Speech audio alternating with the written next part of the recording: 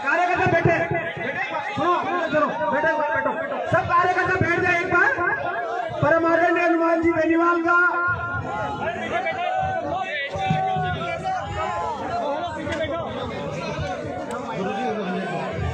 अरे मेरी बात सुनो, अरे पीछे आराम से बैठो, मंच पे आराम से बैठो, नीचे बैठो आराम से, अरे आराम से बैठ जाओ, व्यवस्था करा मत, व्यवस्था है अपने पास। अब मैं सब कार्यकर्ताओं से निवेदन करता हूँ कि आराम से बैठ जाए, भाई साहब का उद्बोधन सुनेंगे हम सब लोग। सबसे पहले तो हम इस चोमू की पावन धरा पर 36 बिरादरी के चोमू के विधानसभा के कोने कोने से पधारे हुए पिता समान बुजुर्गों नौजवान साथियों द्वारा परम आदरणीय आरएलपी के सुप्रीम हनुमान जी बेनीवाल का चोमू की धरा पर स्वागत करते हैं, अभिनंदन करते हैं। अबे माल्यार्पण का और स्वागत का कार्यक्रम है। अनिल जी से हमारे जो गुरु जी है मंच का संचालन कर रहे हैं, उनसे निवेदन है कि वो राजस्थान की परंपरागत हमारा जो पगड़ी का हम स्वागत मान और सम्मान करें। गुरु जी आगे बोलो तेजाजी महाराज की। सड़क से लेकर संसद तक की लड़ाई लड़ने वाले हनुमान जी बेनीवाल साहब हमारे बीच पहुंचे हैं चोमू की पावन धरा पर। आप जोरदार तालियों से उनका स्वागत और अभिनंदन करेंगे। और देखिए भैया जो मंच पर खड़े हैं उनसे भी मेरा निवेदन है, आप एक बार विराजमान हो जाए, खड़ा कोई नहीं रहेगा। और सामने जो भी कार्यकर्ता है उनसे भी निवेदन है कि आप एक बार बैठ जाए साहब, सभी कार्यकर्ता बैठ जाए अपने स्थान पर। मैं निवेदन करूंगा श्रीमान छुट्टनलाल जी यादव साहब और मुकेश जी घोसलिया, आपसे निवेदन है कि आप नेताजी का माला पहनाकर स्वागत करें, अभिनंदन करें। और सामने विराजमान उन्मुक्त श्रोताओं से और कार्यकर्ताओं से निवेदन है जोरदार तालियां बजाते रहे भैया, सर्दी को भी बढ़ा लें। मैं मंचासीन जो मंच पर अतिथि हैं उनसे भी निवेदन है मेरा कि आप एक बार मंच पर विराजमान हो जाए साहब, थोड़ी व्यवस्था बना लें। मैं हाथ जोड़कर निवेदन करता हूँ आपसे, आप एक बार मंच पर बैठ जाए सभी। यार मेरे एक चीज समझ में नहीं आती, जब सांसद महोदय और आरएलपी सुप्रीमो हनुमान जी भाई साहब हमारे बीच पहुंच चुके हैं, फिर ये जद्दोजहद किस बात की? आपको सबको विराजमान होना है।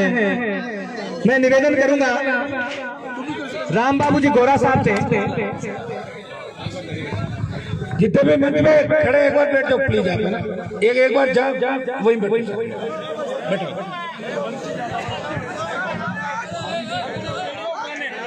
आप लोग बैठ जाओ, लगा चालू करे चाहिए यार, बुलाए एक बार सारे बैठ जाओ, सारे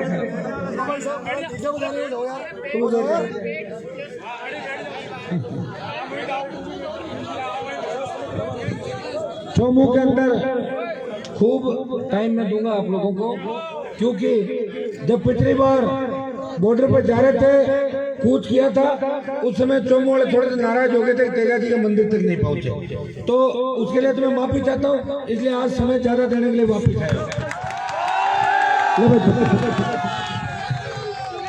अब एक बार जो मंच पे हमारे नगर पालिका चुनाव में जो प्रत्याशी रहे साहब 21 के 21 उपस्थित है, एक विजेता रहे और 21 पे हम चुनाव लड़े, तो सब कार्यकर्ता एक बार हाथ जोड़ के भाई साहब का अभिवादन कर दे, वहीं से बैठे बैठे ही कर दे सब लोग, है ना। हाँ वो अभी आ रहा है पृथ्वीराज जो विजेता यही से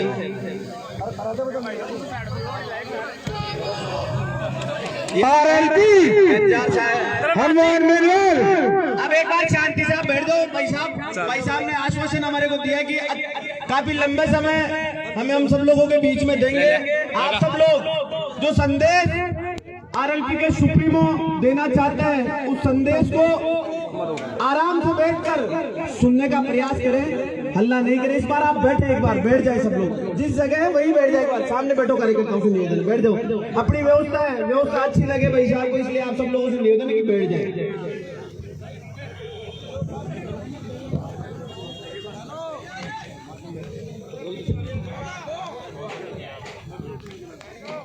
सबसे पहले तो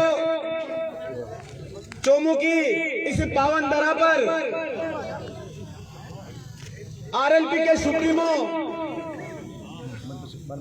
परम आदरणीय हनुमान जी बेनीवाल का इस चोमू की आवाम द्वारा, 36 बिरादरी के लोगों द्वारा हृदय की गहराइयों से इनका मैं स्वागत करता हूं, अभिनंदन करता हूं।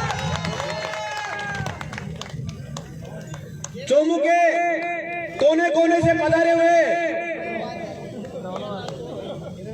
4 बजे का हमारा जो 4:30 बजे का समय था, लगभग 8:15 बजे भाई साहब 4 घंटे देरी से पहुंचे हैं। लेकिन जिस प्रकार से इस चोमू का नौजवान, जब आरएलपी के सुप्रीमो हनुमान जी बेनीवाल ने अपने राजनीति की शुरुआत राजस्थान विश्वविद्यालय से की, उसी समय से ही चोमू का नौजवान और चोमू का युवा भाई साहब के साथ कंधा से कंधा मिलाकर खड़ा है। तो भाई साहब ये तो मैं आपको आश्वस्त करना चाहता हूँ कि चाहे आप 8 बजे के बजाय अगर 2 बजे भी आते तो इतनी संख्या आप सब लोगों को प्यारे भाइयों, जिस प्रकार से 2018 में और लगभग 25-30 वर्षों का इस राजस्थान की 36 बिरादरी के लोगों के मान और सम्मान के लिए 2018 में आरएलपी का गठन हुआ। कुछ समय में ही 57 उम्मीदवार लड़े। आरएलपी के सुप्रीमो समेत 2 दलित विधायक बनकर हमारी पार्टी से 2018 में विधानसभा में पहुंचे। गठबंधन हुआ तो भाई साहब को चुनाव आयोग द्वारा हमारा चुनाव चिन्ह पानी की बोतल छीन ली गई। ये आरएलपी के सुप्रीमो की देन है कि टायर के चुनाव चिन्ह के बतौर इस राजस्थान के 24 सांसदों को जिताकर देश की सबसे बड़ी महापंचायत दिल्ली में ले जाने का काम किया। जब बात आई किसान के मान और सम्मान की, इन्होंने सब कार्यकर्ताओं से और आरएलपी के प्रदेश अध्यक्ष से लेकर संपूर्ण कार्यकारिणी की आपातकालीन बैठक बुलाई और उस बैठक में निर्णय लिया कि हमारा मुख्य उद्देश्य और आरएलपी की स्थापना का जो उद्देश्य, जो सपना भाई साहब ने देखा था कि जो भी चुनाव इस राजस्थान में हुए, चाहे वो विधानसभा से लेकर लोकसभा से लेकर नगर निगम से लेकर पंचायती राज के चुनाव, नगर पालिका और नगर परिषद के चुनाव में आरएलपी ने प्रत्येक चुनाव लड़ने का काम किया और राजस्थान की तीसरी सबसे बड़ी पार्टी बनकर आरएलपी उभरी। इन चुनावों में आप सब लोगों को मैं बताना चाहता हूँ, प्यारे भाइयों, हनुमान जी बेनीवाल हम सब लोगों के लिए, इस राजस्थान की 36 बिरादरी के लोगों के लिए रात और दिन हम सब लोगों के बीच में ही रहते हैं। आपको मैं पहले एक छोटा सा उदाहरण बता रहा था। इस देश में दीपोत्सव का त्योहार दीपावली था, लेकिन उससे पूर्व और एक दिन पहले जब घटना घटी जोधपुर के 2 युवाओं की दयनीय घटना में हत्या हो जाती है, लेकिन हमारे सुप्रीमो दीपोत्सव के कार्यक्रम में शरीक न होकर उनको न्याय दिलाने के लिए जोधपुर कलेक्ट्रेट में 10,000 लोगों के साथ धरने में शरीक थे। ऐसा नेता है हमारा सुप्रीमो हनुमान जी बेनीवाल। भाई साहब को मैं आज इस चोमू की धरा पर यह भी आश्वस्त और यह विश्वास दिलाना चाहता हूं कि भाई साहब 2018 में आप ही के बतौर आपकी पार्टी का प्रत्याशी बना, कुछ कमी चाहे वो मेरे में हो सकती है। चोमू की जनता ने मेरे को खूब आश्वासन दिया, 40,000 मत आए, लेकिन आपका प्यार और स्नेह जिस प्रकार से मेरे पे है, चोमू वासियों पे है, नौजवानों की ताकत आप सब लोगों के सामने है। भाई साहब को यह आश्वासन दिलाता हूँ कि दिल्ली पे हम 26 तारीख को जब चढ़ाई करने जाएंगे, किसान आंदोलन को मजबूत करने जाएंगे, तो लगभग 5 से 10 हजार की संख्या में चोमू का नौजवान दिल्ली की ओर कूच करेगा। प्यारे भाइयों, हनुमान जी बेनीवाल वो शख्स है, आप सब लोगों ने कल महाराजा सूरजमल जी की जयंती के उपलक्ष्य के अगले दिन जिस प्रकार से महाराजा सूरजमल अजय योद्धा रहे, वैसे ही हनुमान जी बेनीवाल जब 26 तारीख को दिल्ली की ओर चढ़ाई करेंगे तो जिस प्रकार से महाराजा सूरजमल ने कभी जीवन में कोई हार नहीं देखी, वैसे ही हमारे सुप्रीमो जो भी आंदोलन हो कभी उसमें हार नहीं देखते।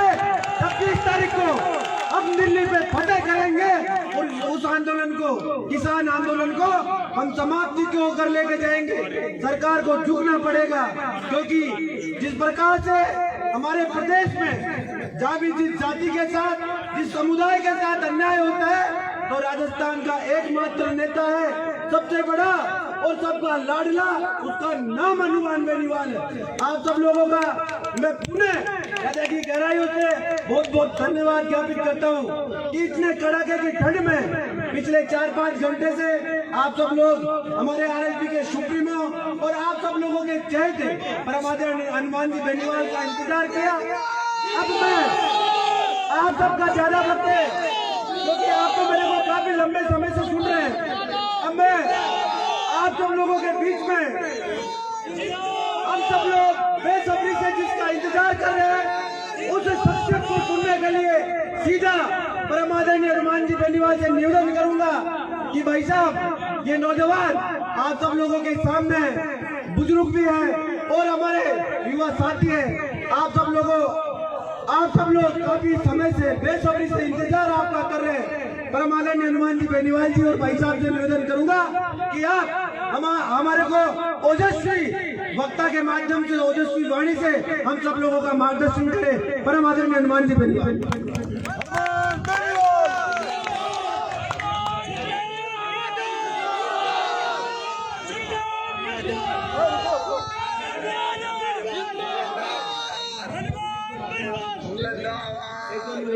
ओ भाई साहब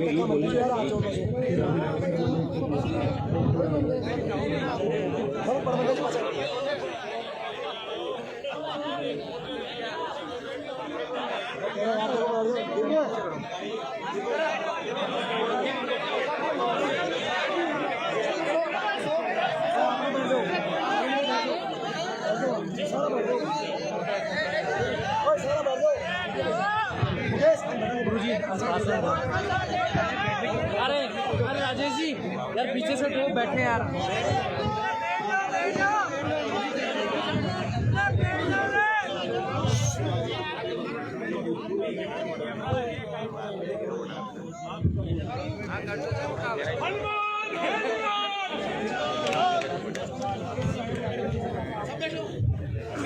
चोमू की पावन धरती पर सबसे पहले तो मैं क्षमा प्रार्थी हूँ कि आने के अंदर 4 घंटे की देरी हो गई, लेकिन मुझे पूरा भरोसा था कि रात को 12 भी बजेगी और चोमू जाऊंगा। मुझे चोमू के जवान और किसान उसी मजबूती के साथ खड़े मिलेंगे जिस तरह 2018 में राष्ट्रीय लोकतांत्रिक पार्टी को मजबूत करने के लिए भाई छुट्टन यादव को मजबूती दिलाने के लिए खड़े थे। मैं धन्यवाद दूंगा चोमू के वीर किसान और जवानों का कि 18 के चुनाव के अंदर चोमू के अंदर जबरदस्त तरीके से राष्ट्रीय लोकतांत्रिक पार्टी ने टक्कर ली। कुछ खेल लास्ट 2 दिन के अंदर हमारा बिगड़ गया था, नहीं तो छुट्टन 2018 में मेरे साथ ही राजस्थान की विधानसभा का अंदर होता। लेकिन इसको मैं छुट्टन को एक बार कहता हूँ कि मुझे भी पहली बार जब टिकट मिला था तो मेरा पर्चा खारिज हो गया था पहली बार, और दूसरी बार वसुंधरा आ गई, मैंने टिकट काट दिया। तीसरी बार में विधायक बना और विधायक बनने के बाद मेरे भाग्य के अंदर सत्ता नहीं लिखी हुई थी, संघर्ष लिखा हुआ था। मैं संघर्ष करता गया, भाजपा के आंतरिक लोकतंत्र का संघर्ष किया, वसुंधरा का दिमाग ठीक किया, नई पार्टी बनाई राजस्थान के अंदर, और आप सब भाइयों को नई पार्टी के अंदर अवसर भी दिया, मौका भी दिया। भाई जब मैं बीजेपी के अंदर हुआ करता था तो बीजेपी की रैलियां तो 25, 30, 40 हजार से ज्यादा हुई नहीं राजस्थान में बड़ी। हल्ला ज्यादा करते हैं बीजेपी वाले, 25,000 को 3 लाख बता देते हैं। अब उनको बाद में 40,000 इकट्ठे कर लेते थे कुर्सियां लगा के। तब मैं देखता था, दूर खड़ा रहता था। अटल बिहारी वाजपेयी की एक रैली थी, कई नेताओं की रैली होती थी, मैं देखता था इतनी बड़ी भीड़ को मैं संबोधित कब करूंगा, नंबर नहीं आता था मन से। लेकिन आपका आशीर्वाद और आपकी कृपा से, जवानों के प्यार से हनुमान बेनीवाल ने राजस्थान की रैलियों के रिकॉर्ड तोड़ दिए और 5 रैलियां इस राजस्थान के अंदर बड़ी करी। न तो प्रधानमंत्री जी उतनी बड़ी रैली कर सके और न कोई मुख्यमंत्री और कांग्रेस के दूसरे नेता कर सके। और भाइयों, 5-5 लाख की रैलियों के अंदर आपने देखा होगा, जब तक मेरे सारे भाई भाषण नहीं दे देते तब तक मैं उनके भाषण सुनता था बैठ बैठ। सबके भाषण के बाद जब लोग कहते थे अब हम जा रहे हैं, तब मैं खड़ा होकर स्पीच देने के लिए खड़ा होता। मैंने राजस्थान के जवानों को, किसानों को, मैं ये नहीं कह रहा हूँ मैंने लड़ना सिखाया, आप पहले भी लड़ते थे, संघर्ष करते थे, लेकिन राजस्थान के जवान किसानों को उनका हक और अधिकार के साथ साथ सत्ता पे कब्जा करने का संघर्ष हनुमान बेनीवाल ने राजस्थान के जवान किसानों को दिखाया। भाइयों, ये हमारी हुंकारों का परिणाम था राजस्थान का कि जिद्दी वसुंधरा को स्टेट हाईवे टोल फ्री करने पड़े, मुफ्त बिजली की घोषणा कराई, 50,000 नौकरियों की घोषणा कराई और बेरोजगारी भत्ता भी कांग्रेस और बीजेपी को अगर किसी ने याद दिलाया तो राजस्थान के चोमू के और मेरे इस राजस्थान के प्रत्येक जिले के जवानों और किसानों की हुंकार से पार्टियों का दिमाग ठीक हुआ राजस्थान के अंदर।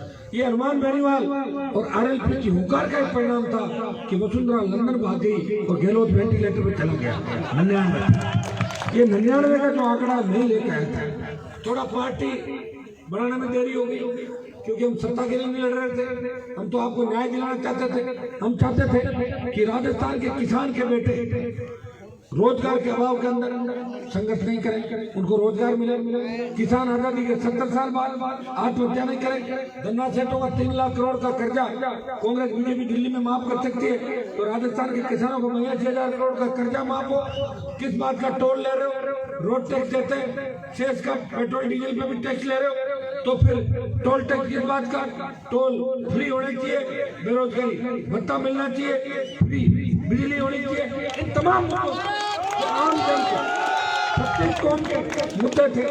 भाइयों, मेरे हिसाब से मैंने मुद्दा कोई छोड़ा ही नहीं, जो औकार बनी जब हर जाति का मुद्दा लिया। मुझे कई लोग ये कह रहे थे कि हनुमान जी आप हमारे स्वर्ण जो जातियां हैं उनको आर्थिक आधार पे आरक्षण की बात करो। भाइयों, मैंने उनकी आवाज भी उठाई। मैंने कहा आर्थिक आधार पे भी तमाम उन जातियों को जिनके अंदर कोई गरीब व्यक्ति है और वो आरक्षण का हकदार है, तमाम जातियों को आरक्षण मिलना चाहिए। हनुमान बेनीवाल सब जातियों को साथ लेके राजस्थान के अंदर चला, उसी का परिणाम था। पार्टी बनाई, 57 उम्मीदवार लड़ाई। ये सही है कि 6 महीने पहले पार्टी बन जाती है और कोई धन्ना सेठ अगर हमारे हाथ आ जाता 2-3 राजस्थान के अंदर तो हमारे काफी उम्मीदवार जीत जाते हैं। पैसे का अभाव था, खुद ही तो आप चुनाव लड़ा रहे थे, खुद ही रैलियां कर रहे थे। मेरा तो आप बैंक बैलेंस रोज देखते हो, हर चुनाव लड़ते तो हिसाब भरना पड़ता है, उसमें आप देखते रहते हो। मैं तो जब वसुंधरा से लड़ा था तो मेरे बैंक खातों को सील किया तो 15 रुपए मिले थे। तो वसुंधरा मेरा क्या बिगाड़ किया आप बताओ? हनुमान बेनीवाल तो जो कहता है वो करता है, प्रयास कर रहा है। किसान आंदोलन के अंदर भी आपने देखा होगा कि कई लोगों ने कहा कि हनुमान जी किसान आंदोलन में नहीं आ रहे। मैं किसान आंदोलन के अंदर पहले ही दिन आ गया था और मैं अगर लोकसभा के अंदर होता तो इन बिलों को फाड़ के फेंक देता लोकसभा के। लेकिन मैं अंदर नहीं जाता। ये भारतीय जनता पार्टी मेरी कोरोना की झूठी रिपोर्ट बनाता मुझे बाहर कर दिया। और जब मैं जयपुर में टेस्ट कराया, दिल्ली में कराया तो कोरोना नेगेटिव। अब कोरोना को मेरे को अकेले को तो हुआ नहीं, देश में कई सांसदों को कोरोना हुआ, कई विधायक दुनिया छोड़ के चले गए, कई मंत्री चले गए कोरोना से। कोरोना से 2 लाख मौतें देश के अंदर हुई। भाइयों, भयावह बीमारी देश के अंदर आई, हम फेल हुए। मैं इसके अंदर कहना चाहूंगा कि कोरोना के मामले में राज्य सरकार भी फेल हुई और तमाम सरकारें फेल हुई। कोरोना से दम तोड़ते हुए कई परिवारों को मैंने गुजरते हुए देखा, लोगों को इलाज नहीं मिला कोरोना का। भाइयों उस समय अंदर नहीं था, बिल पारित हो गया। बिल पारित होने के बाद जब मीडिया के लोगों ने मुझसे पूछा तो मैंने प्रेस कॉन्फ्रेंस करके कहा कि तीनों बिल किसान विरोधी है, राष्ट्रीय लोकतांत्रिक पार्टी तीनों बिलों का विरोधी है। ये पंचायत चुनाव से पहले ही बोल दिया था जब आंदोलन शुरू हो रहा था। और आंदोलन शुरू जब पंजाब से हुआ, हरियाणा से हुआ, फिर उत्तर प्रदेश दिल्ली के किसान आए, तब राजस्थान में 21 दिनों के पंचायत चुनाव आ गए। अगर मैं पंचायत चुनाव छोड़ के भाग जाता तो आप कहते हैं कि हनुमान जी तो डरते हुए भाग गए छोड़ के, ये कहता है नहीं कहते, तो मुझे चुनाव भी लड़ाने थे। ये तो अच्छा रहा कि आपके 12 जिले बाकी रह गए, तो सेकंड राउंड में कांग्रेस और बीजेपी का दिमाग ठीक कर दूंगा दोनों का, मुझे पूरा भरोसा है। लेकिन पहले राउंड की लड़ाई, मेरे 3 विधायक थे, छोटा भाई कोरोना से पीड़ित था, दोनों विधायक इलाका छोड़ नहीं पा रहे थे, अकेला व्यक्ति था।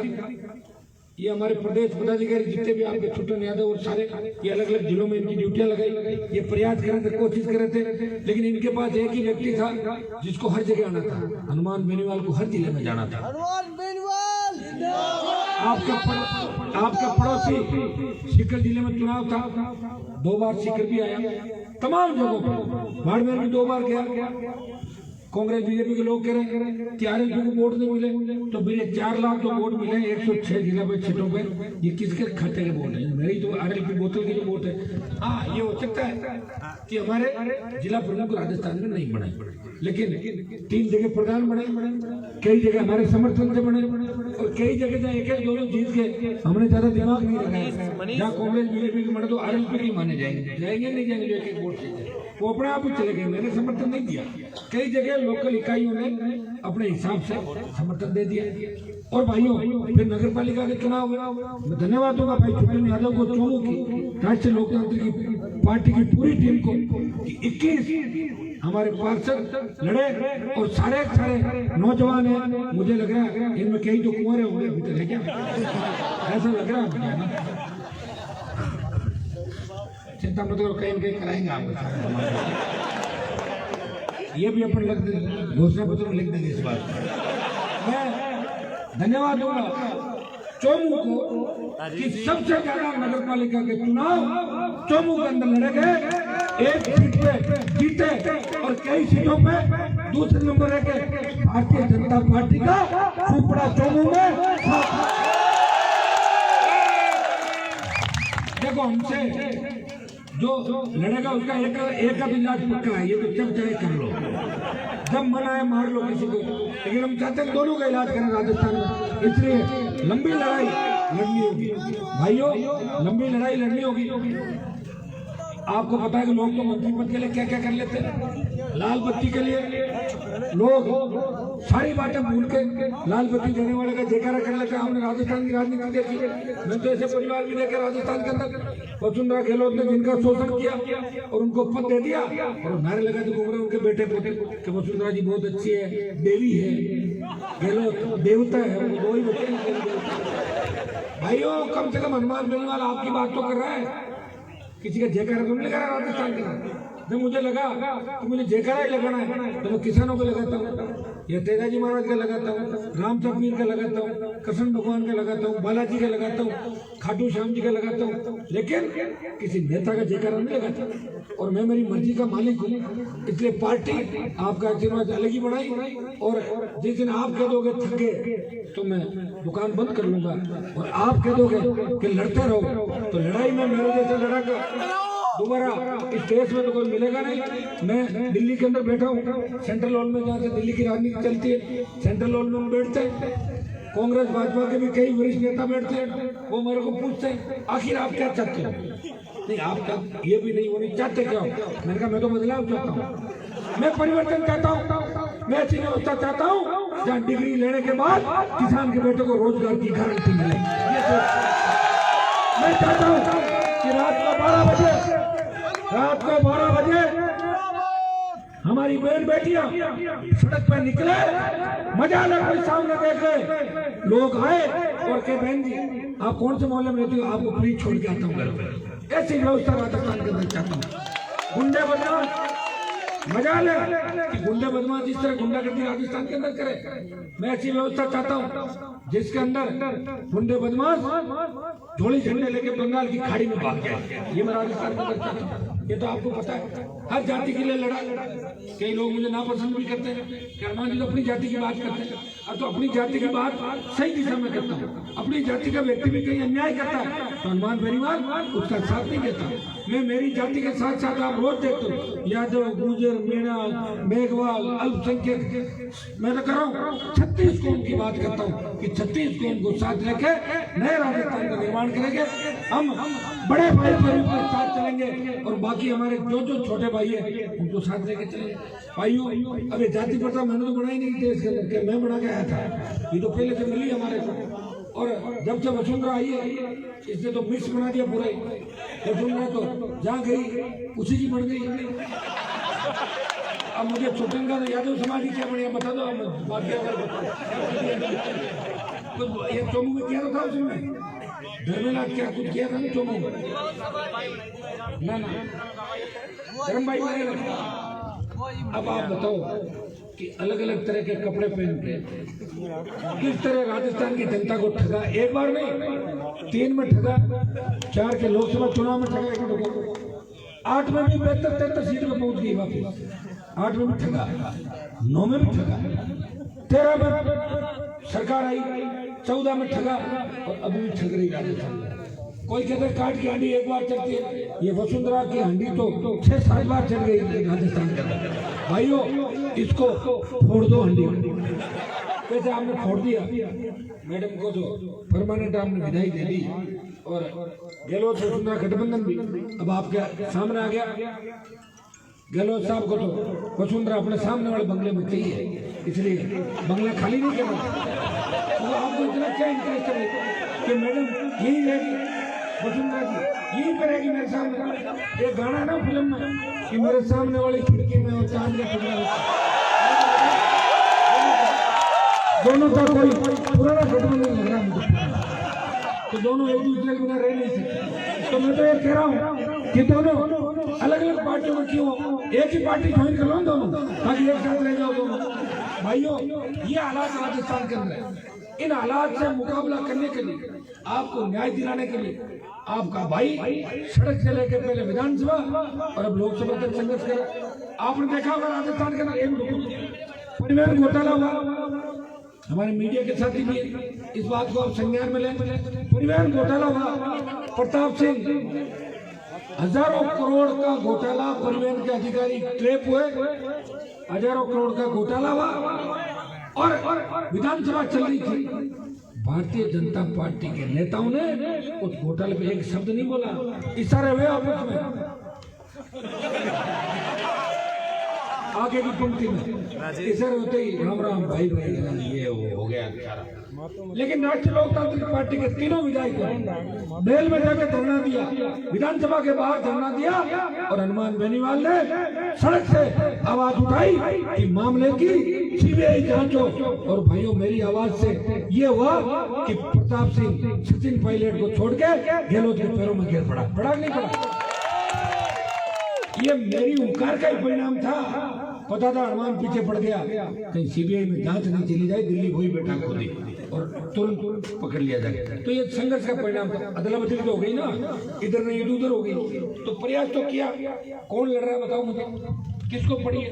लोग अपना घर करते हैं, जो भी नेता आता है।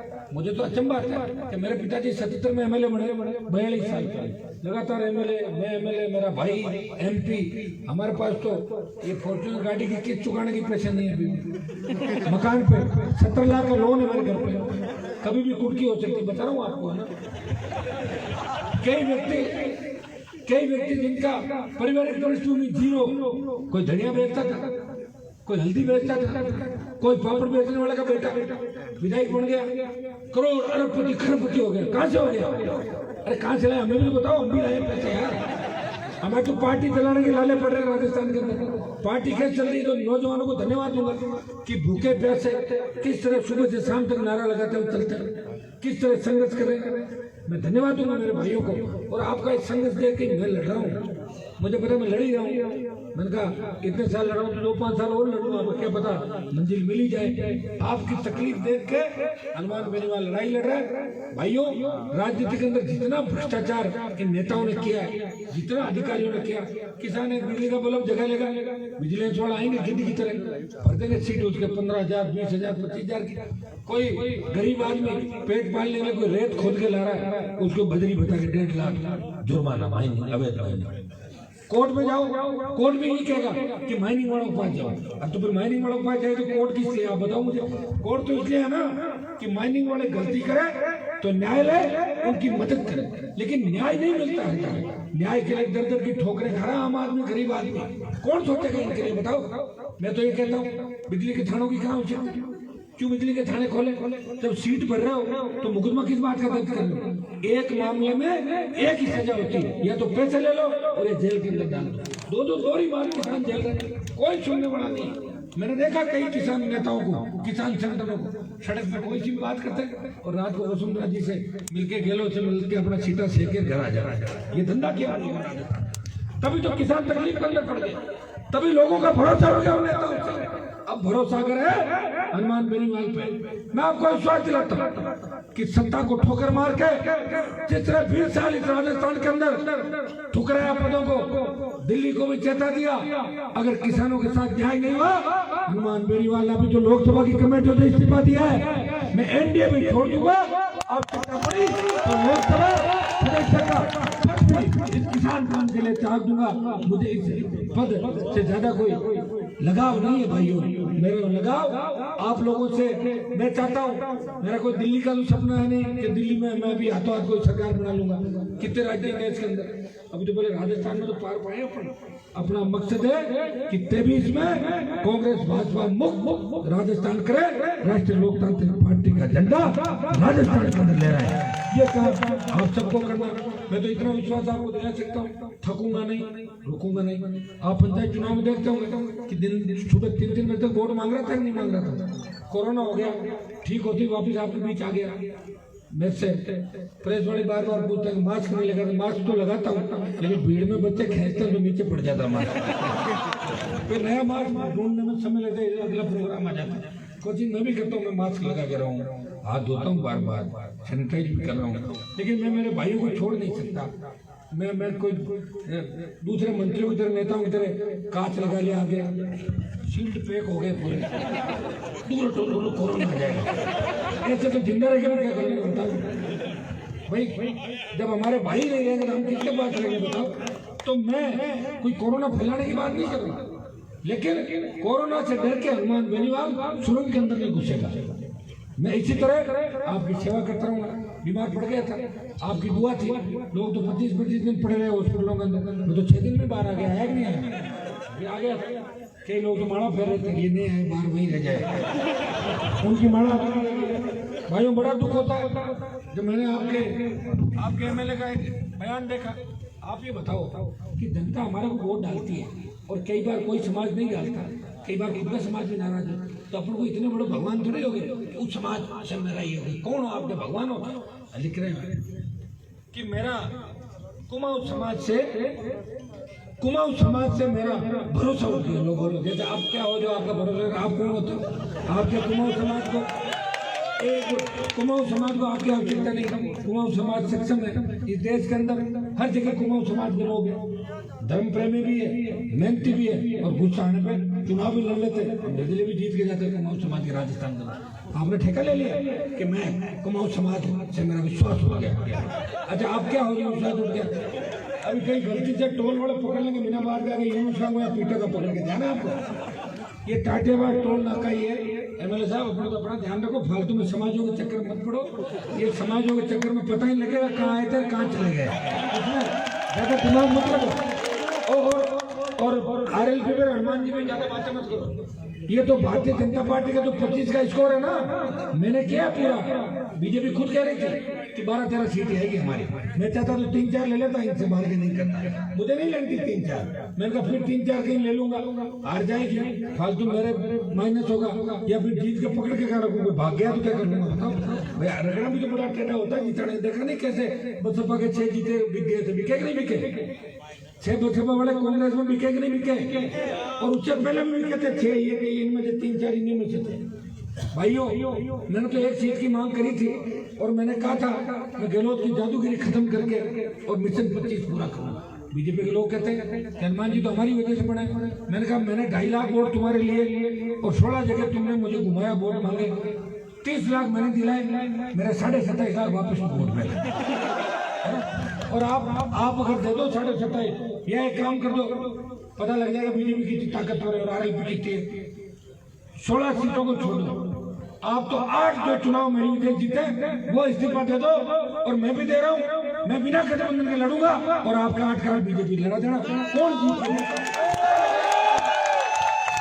बार बार बड़ी बड़ी बातें करता हूँ, मैं तो जानता हूँ किसकी कितनी हैसियत है। मैं बीजेपी के अंदर रहा हूँ कि कौन सा नेता कितनी देर बाद बयान बदलेगा, किसमें कितना दम है, ये तो मैं ही हूँ जो गठबंधन भी किया, और मैंने गठबंधन सच में किया। मैंने कहा वसुंधरा मेरे आसपास भी नहीं दिखनी थी, वसुंधरा को दूर बिठाया और बीजेपी के कार्यालय के अंदर जाके गठबंधन किया।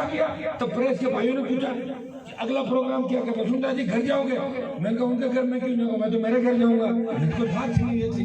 तो भाइयों, ऐसे निराले नेता भाई आपको बहुत कम मिलेंगे जो ऑलराउंडर हो, फील्डिंग, बैटिंग, बॉलिंग और विकेट कीपिंग चारों ही जानता है, चारों नहीं जानता।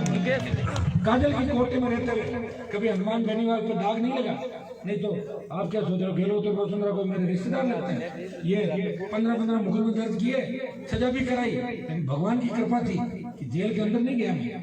कांग्रेस सरकार ने झूठा जेल के अंदर 2001 में डाला था, लेकिन आपकी कृपा से बड़ा बलिदान देकर बाहर भी आ गया।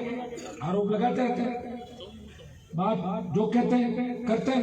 मैं पिछली बार देखता था 21 कांग्रेस के एमएलए थे, वसुंधरा जैसी आती तो होड़ लगती थी वसुंधरा जी के पैर छूने के लिए कांग्रेसी विधायक कि मैडम सीएम में हम जाके पैर छू ले और अपना एक छोटा सा काम है प्रणाम बदल कर। ये तो मैं ही था जो वसुंधरा को हमेशा एक ही बात याद दिलाता था कि राजस्थान के अंदर सारे कायर नहीं है, हनुमान बेनीवाल किसान का बेटा मर्द है। और मैडम जब भी मुझे देखती तो जब भी वसुंधरा भाषण पढ़ती थी तो एक बार तो भाइयों में वसुंधरा को नीचे बिठाता ही था। चाहे मैं निलंबित हो गया 5-6 बार, निलंबन का रिकॉर्ड भी मेरे नाम है राजस्थान की विधानसभा, चाहे मार्शल मार लगे, लेकिन मैडम को पानी बार बार गिलास से पीते हुए मैंने देखा, पानी पी लेती थी बैठ के, बिठाओ बिठाओ इनको यहाँ बाहर, ये क्या हो। तो भाइयों ये मैंने ही किया सारा।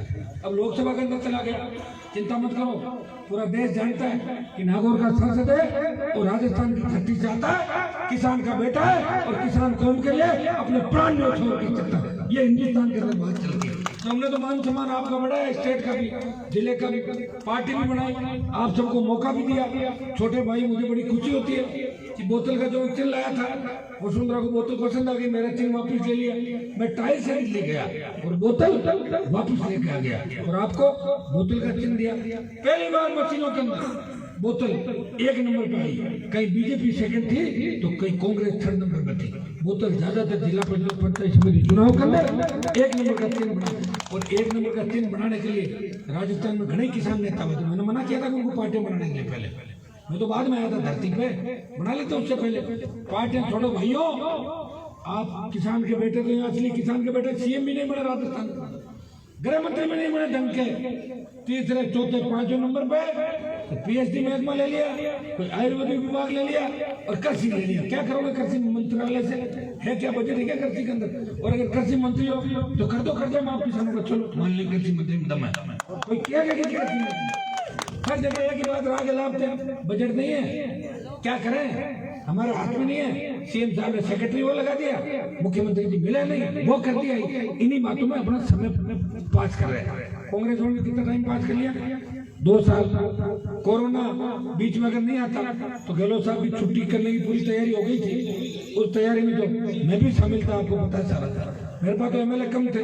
मैं अब फिर कहता हूँ कि मेरे 3 एमएलए अशोक गहलोत के खिलाफ वोट डालेंगे, चाहे कुछ भी, हम इनके साथ नहीं रहेंगे, क्योंकि मुझे ऐसी शुभगाहट आ रही है कि कहीं सरकार गिरने की तैयारी नहीं हो रही हो, कहीं ऐसा मुझे लग रहा है। तो मैं तो पहले से कह दूं कि मैं तो इस सीएम और गहलोत के साथ नहीं हूँ। और रही वसुंधरा की बात, वसुंधरा को छोड़ो, मैं तो भारतीय जनता पार्टी के भी राजस्थान के अंदर कभी साथ नहीं रहूंगा। ये भी मैं आपके मुंह से कहना चाह रहा हूँ कि भारतीय जनता पार्टी के नेता इधर उधर करके झूठी किसानों की हमदर्दी करके चुनाव जीत के चले जाते हैं, बड़े बड़े भाषण देते हैं। हनुमान जी, अरे जब बीजेपी बनी थी 80 के अंदर तो मेरे पिताजी एमएलए बन गए थे 77 के अंदर। कब बने थे? और बीजेपी कब बनी? तो हम तो पहले से राजनीतिक परिवार से हैं, बीजेपी तो बाद में आई थी। हनुमान जी को तो हम, तुमने क्या, तुमने तो बर्बाद कर दिया मेरे को 15 साल। साढ़े तुम्हारे चक्कर में नहीं चलता तो 15 साल पहले ही बड़ा नेता बनकर उभर जाता राजस्थान। कांग्रेस को मारने के लिए तुम्हारा दामन थामा और तुम कांग्रेस से गए बीते थे और तुमने राजस्थान को डुबोने में मुख्य भूमिका निभाई, मिला जुला का खेल किया और जो भी नेता इन चोरों के खिलाफ बोला उसे बाहर निकाल दिया। और ये बकवास करते हैं फालतू की कि वसुंधरा के हम खिलाफ खेमे के, ये है। मैं तो इनकी सबकी औकात जानता हूँ कि वसुंधरा के सामने किस तरह झुक के खड़े होते हैं, बयान कुछ देते हैं और पैर पकड़ते अंदर जाके। भाई ये सारा मैंने इनका परम जाल देख लिया, इसलिए मेरा मन हुआ कि अलग पार्टी बना के लड़ाई लड़ी जाए। हो सकता है कि 3 साल की लड़ाई में पार नहीं पड़े, आप हिम्मत मत हारना, मैं नहीं थकूंगा। मुझे तो इस राजस्थान में शायद किसी मुख्यमंत्री को या प्रधानमंत्री को देश में इतना प्रेम नहीं होगा कि 8 घंटे लोग इंतजार करें। हनुमान बेनीवाल का आप 8-8 घंटे इंतजार करते हो और राजस्थान का जवान किसान दोनों हाथों से आशीर्वाद देता है। और मैं ऐसी जाति में बता दूं राजस्थान के अंदर, चाहे मुझे वोट नहीं देती लेकिन एक बात जरूर कहती है कि मर्द तो हनुमान बेनीवाल है, हर जगह भाई जातिवाद के अंदर कई बार ऐसी लहर चल जाती है, कई जातियां वोट नहीं डालती। मेरे क्षेत्र के अंदर मुझे वोट नहीं डालने वाले लोगों को जब लोग पूछते हैं कि हनुमान जी नेता कैसा आप वोट तो उनको नहीं देते, लेकिन बिजली का और माइनिंग का मजा तो हनुमान जी ने लिवाया हमारे बहुत मजे लिए हमने। न तो कोई बिल भरा और न कोई माइनिंग चाहे जैसे चला और न कभी हमारे को तंग परेशान किया। आशीर्वाद तो हनुमान जी के साथ है और वोट उनको नहीं दिया, जातिवाद के चक्कर में वोट उल्टा चला गया। तो भाइयों मैं तो आशीर्वाद ही चाहता हूँ, आपका आशीर्वाद देते रहो। MP MLA मैं तो मंत्रियों को भी देखा है, मंत्री ऐसे ही बोलते हैं। क्या मंत्री बात बताओ, लाल बत्तियां तो छिन ली प्रधानमंत्री जी ने, है मंत्रियों के पास लाल बत्ती तो मैं भी लेके आ गया था दुकान से, लगाई थे मैंने लाल बत्ती। वसुंधरा को मैंने कहा मेरी बत्ती उतार के दिखा दे, नहीं उतार पाई बत्ती, मेरी बत्ती मैंने उतारेगी तो कईयों की बत्ती उतरा दूंगा। और मेरी बत्ती जब उतरी जब देश में सबकी बत्ती उतरी नहीं उतरी सबकी।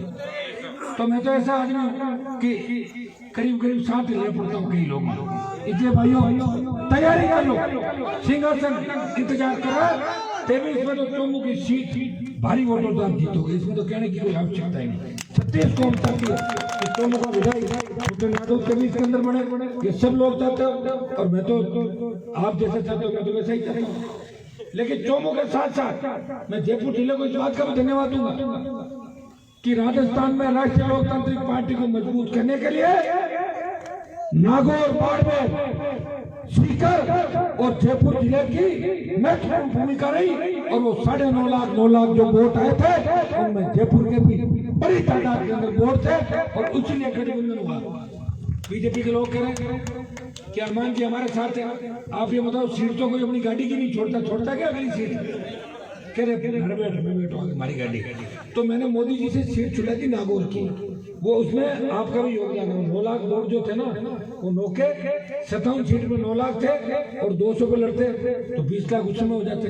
उस समय मैंने पार्टी की चिंता नहीं करी, उस समय मैंने चिंता कई लोगों की करी, कईयों को हराने की करी, कई बदमाशों को ठीक करने की करी। सारों को तो ठीक नहीं कर पाया लेकिन 70% का इलाज कर दिया, विधानसभा में पहुंचने से रोक दिया, लोकसभा में ज्यादा फटफट करे तो उनका भी कर दिया। और नहीं तो अभी तुम्हें कोई उम्र ज्यादा नहीं है मेरी, आप चिंता नहीं करो, 2 साल का आप जो ज्यादा दिख रही है आपको। अब 23, 24 और 28, 29 तक तो लड़ते रहेंगे और लड़ते लड़ते कईयों को ठीक करेंगे, कईयों को नया रास्ता दिखाएंगे। हम चाहेंगे कि राजस्थान की सत्ता पे आपका कब्जा हो, धरती पुत्रों का कब्जा हो, न कोई कर्जा देना पड़े, कर्जा माफ हो, फ्री बिजली मिले, टोल नाके हट जाए और आम आदमी आराम से विचरण करे और डिग्री मिलते ही रोजगार की गारंटी हो।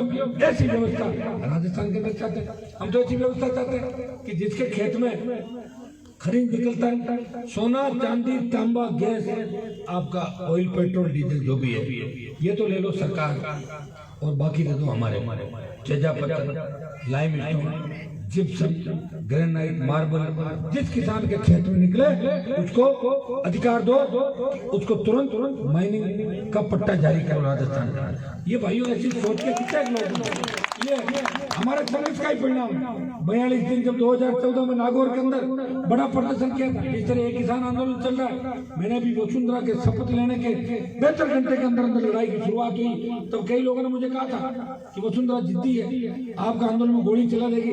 मैंने कहा मरना तो एक बार है, वसुंधरा जिद्दी है तो मैं भी कम नहीं हूँ, झुका के ही मानूंगा। और भाइयों 42 दिन बाद राजस्थान की सरकार को झुकाया और विजिलेंस की जितनी भी कार्रवाई बंद कराई और उसके बाद फ्री बिजली चलवाई वापस जहां से आता था। और वसुंधरा को याद दिला दिया कि हनुमान सरकार से डरने वाला नहीं है। मैंने वसुंधरा जी को विधानसभा में कहा था, कई मंत्री खड़े हुए, आप आपराधिक मुकदमे चल रहे मेरे ऊपर। मैंने कहा मेरे पे मुकदमे चल रहे हैं तो मुझे गिरफ्तार करो, सीएम साहब बैठिए ना, और अगर आपसे मैं नहीं होता हूँ तो आप हटो, मुझे वहां बिठाओ, मैं बिना मुकदमे वसुंधरा को गिरफ्तार करके एक मिनट कर मुकदमे चल रहे हैं, मुकदमे आप ये बातों से क्या होता, पकड़ो मुझे, पकड़ो तो पता लग जाएगा कि मुकदमे चल रहे हैं, जूते या पत्थर चल रहे हैं, पता लग जाएगा। भाइयों हिम्मत रखो, 26 का जो कूच है वो ऐतिहासिक होना चाहिए। तीनों कर सकते, दिल्ली की सरकार गलत तरीके से लेकर आई, इन बिलों को वापस कराना ये काले कानून है। अगर दिल्ली की सरकार अब भी नहीं मानी, प्रधानमंत्री जी को सोचना चाहिए, किसानों का आशीर्वाद बोले जिन्होंने 2 बार इनको सत्ता के शिखर पर बैठाया, इन किसान और जवानों का आशीर्वाद ही है कि प्रधानमंत्री जी लगातार 2 बार प्रधानमंत्री के पद पर बैठे। और भारतीय जनता पार्टी के तमाम नेता तो प्रधानमंत्री बनने का सपना लेते थे, वो पता नहीं कहाँ चले गए, एक लाइन काट के आगे बढ़े। इसमें देश के किसान और जवान का आशीर्वाद है और किसानों से प्रधानमंत्री जी पंगा ले लिया। आंदोलन लंबा चलेगा और आंदोलन के अंदर अगर स्थिति बिगड़ गई तो फिर आप कितनी मिलिट्री बुला लेना और कितने दूसरे बुला लेना, फिर आंदोलन हाथ से चला जाएगा। बैठे बैठे विपक्ष के लोगों को मौका मत दो। आप बार बार ये आरोप भी आपके पार्टी के नेता नहीं लगाए कि कांग्रेस करवा रही, वो करा रही। कांग्रेस कहां से करा रही? कांग्रेस में क्या समान है देश के अंदर बताओ आप? कांग्रेस वाले तो अपना फोटो खिंचाने के लिए, न्यूज में छपने के लिए उस आंदोलन के आगे पीछे दिखते हैं ताकि कल को बिल वापस हो जाए, राहुल गांधी ये कहते मैंने करा दी बिल वापस। और कांग्रेस के पास क्या समान है बताओ? कांग्रेस को मैं तो विपक्षी भूमिका में देखा नहीं। पिछली बार बीजेपी का राज था, कांग्रेस 50 की संख्या में नहीं होते थे क्या कलेक्टर में देखा? कांग्रेस क्यों? लड़ाई तो हम लड़ रहे थे राजस्थान में। अब देश में कहाँ विपक्ष इनका बताओ? 50,000 की भीड़ करी क्या दिल्ली में इन्होंने देश की सरकार के खिलाफ? कांग्रेस को भी लोग जानते हैं कि 50-55 साल इस पार्टी ने भी देश को ठगा है। ये भी किसानों की चिंता करते थे, स्वामीनाथन आयोग की रिपोर्ट पहले लागू कर देते। कांग्रेस को छोड़ो, प्रधानमंत्री जी सीधी किसानों से बात करो, अपने पार्टी के समर्थक नेताओं से बात करो और किसानों की मांगे मानो, इनका आशीर्वाद लो और तीनों काले कानून वापस लो। जब आप कह रहे हो कि हम अमेंडमेंट करने को तैयार है, तो जब संशोधन कर रहे हो तो बेवकूफ लोग आएंगे आप लोग। जब संशोधन कर रहे हो तो वापस ले लो, क्योंकि संशोधन करने के लिए भी तो लोकसभा में आना पड़ेगा आपको, तब भी वही हालत होगी। तो अपने तो या तो फिर आप संशोधन नहीं करते, यही कहते ये कानून सही है तब मानते। जब संशोधन कर रहे हो बेवकूफ में आए गए तो तीनों काले कानून समाप्त करो, खत्म करो। भाइयों सोमू से 10,000 की तादाद में आप लोगों को चलना है। खुद के साधन करने, जितने भी 4 व्हीलर गाड़ियां किसान के बेटों के पास है उस दिन गाड़ी की टंकी भरा लेना और आपको मोर्चा